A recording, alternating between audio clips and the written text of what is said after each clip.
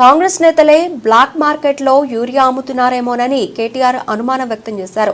అందువల్ల రాష్ట్రంలో యూరియా కొరత వచ్చిందేమోనని వ్యాఖ్యానించారు. రాష్ట్ర ప్రభుత్వానికి పనికొచ్చే పనులు చేయడం చేతగాదని విమర్శించారు. సీఎం రేవంత్ ఢిల్లీకి మూటలు మోసే దానిపై ఉన్న శ్రద్ధ యూరియా తీసుకురావడంపై లేదని, ముందస్తు ప్రణాళిక లేకుండా పాలన చేస్తూ రైతులను ఇబ్బంది పడుతున్నారని మండిపడ్డారు. ఇప్పుడున్న కాంగ్రెస్ ప్రభుత్వం గోదాములున్నాయి, రైతు వేదికలున్నాయి, కష్టపడే రైతులున్నారు.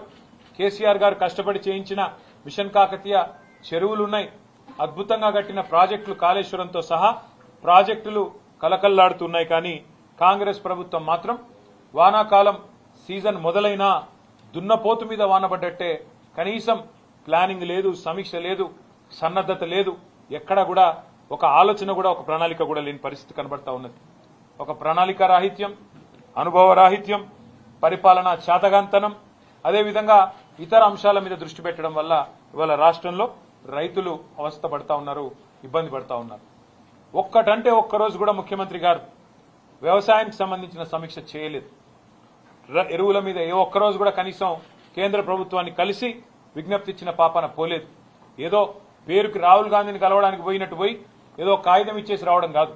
సిన్సియర్ గా, సీరియస్ గా ఇక్కడ ఏ పరిస్థితి ఉంది, ఎట్లా వ్యవసాయ విస్తరణ కేసీఆర్ గారి కాలంలో జరిగింది, దానికి తగ్గ విధంగా ఎంత ఎరువు కావాలి అనే ఒక ఇండెంట్ రాష్ట్ర ప్రభుత్వం నుంచి ఎన్నడూ కూడా పోలేదు.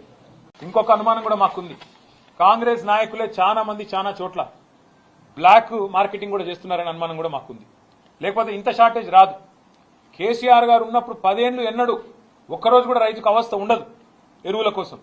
కాంగ్రెస్ రాగానే ఎందుకు స్టార్ట్ అయింది ఇట్లా సడన్ గా? బఫర్ స్టాకులు పెట్టుకునే విధానం గాని, ఇంకోటి గాని, ఆ నైపుణ్యం గాని అధికారులకు ఉంది. అధికారులను పనిచేయనిస్తే వాళ్ళు బ్రహ్మాండంగా చేస్తారు. కానీ మా అనుమానం అయితే ఖచ్చితంగా ఈ బ్లాక్ మార్కెటింగ్ ఏదైతే జరుగుతున్నదో, ఇవాళ బ్లాక్ మార్కెట్ లో ఎరువులు అమ్ముతున్నారో దాని వెనుక కూడా కాంగ్రెస్ ఉన్నారనేది మా అనుమానం. ఈ విషయంలో కూడా రైతులు అప్రమత్తంగా ఉండాలని చెప్పి కూడా మేము కోరుతా ఉన్నాం.